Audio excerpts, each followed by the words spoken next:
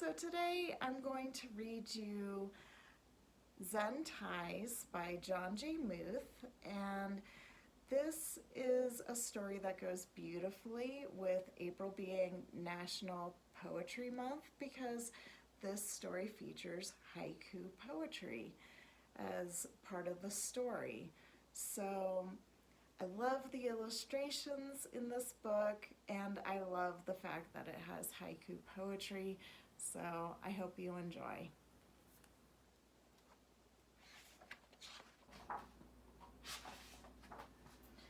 Mom, there's a bear over there, said the little girl. A what? Asked her mother. A big panda bear, said the girl.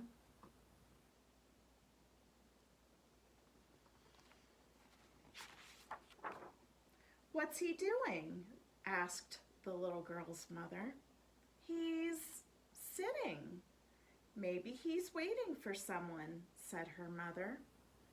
Stillwater was waiting for someone. He was waiting for the arrival of his nephew, Coo.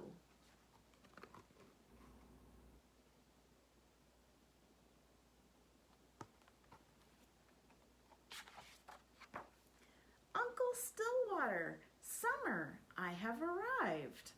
Seeing you brings smiles. Hi, Coo, said Stillwater. I brought you some welcome balloons. Coo took the balloons and bowed. An uplifting gift. Could you carry my case, generous uncle? Asked Coo. It is a short walk to the house, but there is a nice park on the way. Let's stop there and have some tea, said Stillwater.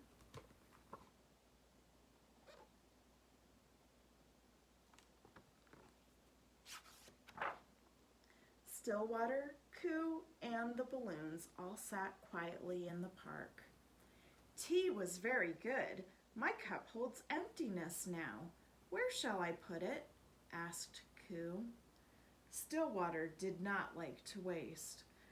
We will use these cups every day while you are here, so we should save them. Suddenly, Stillwater burst out laughing. That tickles, he said.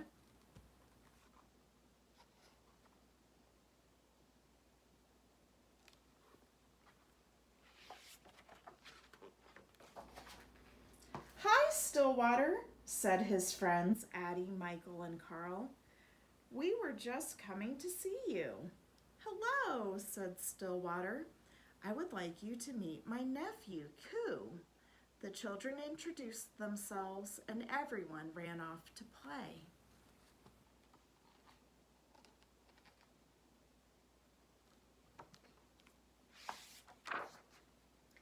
Addie invented a game called Jump on Stillwater. It was fun.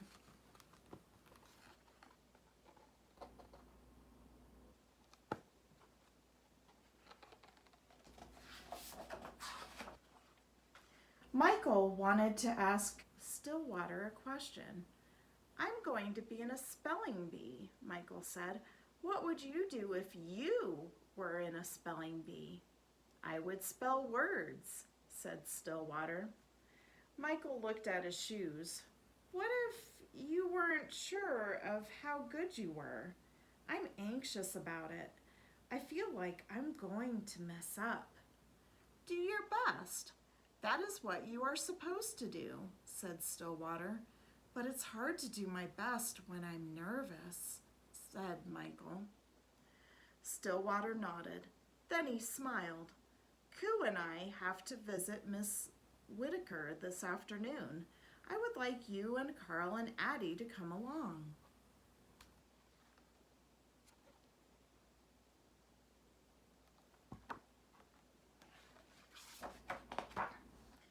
The Miss Whitaker who lives on our street? Asked Addie. That Miss Whitaker? Asked Carl. She hates us. She's really old and she spits when she talks. Every time we walk past her house, she shouts at us. She scares me. She's your friend? Michael asked. Stillwater looked at them. Yes, he said.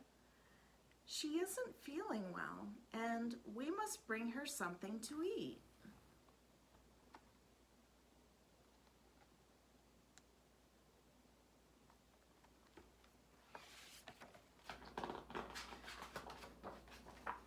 The children helped Stillwater prepare some soup. It smelled very good. Then they put it on a tray with some soft bread. As they walked quickly down the street, Stillwater said, "Miss Whitaker is a good friend. You will see."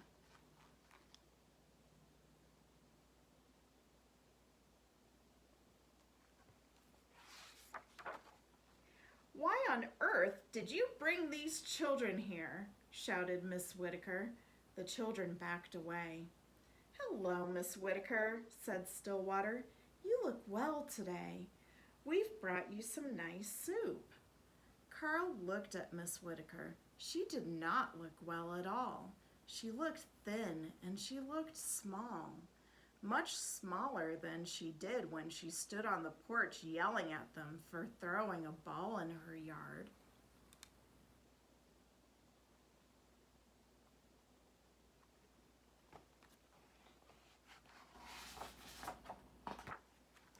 Stillwater helped Miss Whitaker up to bed, and he offered her the soup. Then he asked Addie to sweep the floors, and he asked Michael to open the curtains and the blinds. "Carl, keep the dustpan still," said Addie.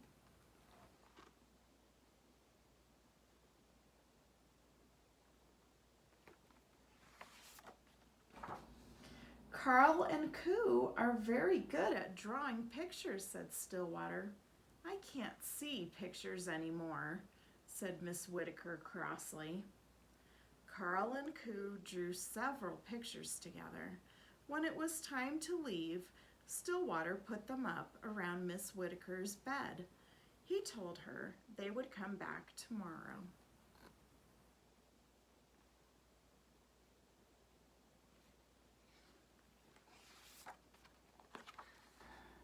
Outside, the children said goodbye. "Bye," said Carl. "Bye," said Addie. "See you tomorrow," said Stillwater. "I don't know," said Michael. "I should study for my spelling bee." "You should come," said Stillwater. "You should come early."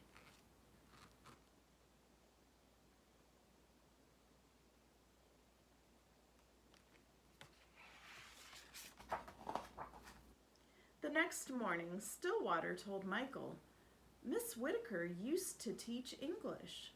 "She did?" asked Michael. Then Stillwater said, "Miss Whitaker, did you know Michael is going to be in a spelling bee?" "Well," said Miss Whitaker, "I know something about that." "Now listen, just like plants, words have roots," Miss Whitaker said. "A plant grows from its roots, and so do words. Roots of words can teach you how to spell." And with that, Michael spent the morning with Miss Whitaker studying for his spelling bee.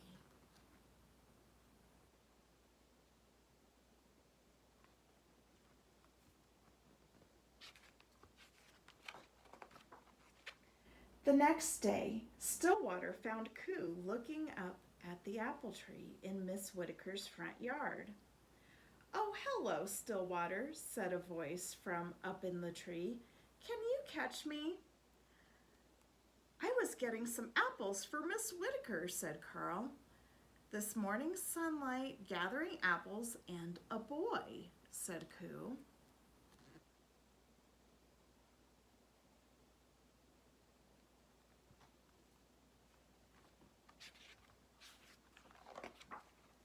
After the spelling bee, Michael raced to Miss Whitaker's. "I did it," said Michael. "I made it all the way through to the end." "Good," said Stillwater. "So you were not too nervous?" "The judges were nothing compared to Miss Whitaker," said Michael. "Yeah," said Carl. "Just this morning, she was shouting at us again." "Then why are you smiling?" asked Stillwater. She was telling us to get out of the street and play in her yard.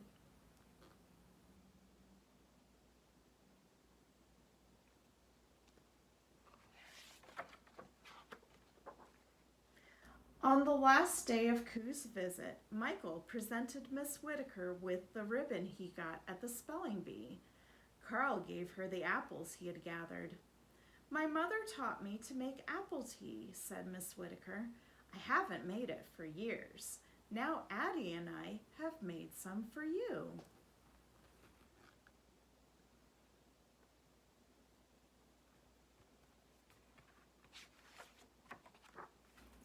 When it was time to say goodbye, Addie, Michael, and Carl gave Coo a big hug. "Summer fading, new friends' faces lighten the way home," said Coo.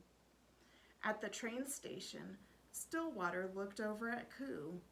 "You may throw away your cup now," said Stillwater.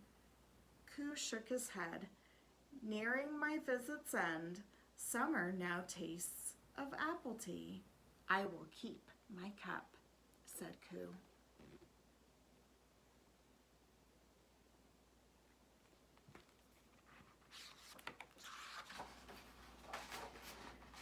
So that's the end. And I really like how Coo's lines are all in haiku. And I would like you to think about whether you would be able to write a haiku poem. Take a look outside. Do you see something in nature that you like? Something that's inspiring you? What about the leaves on the trees or the way the sunlight is shining? Take a look around you and see what there is to see. And I'm looking forward to hearing what things you come up with. Until next time, I'll see you real soon with another book to share. Okay? Bye.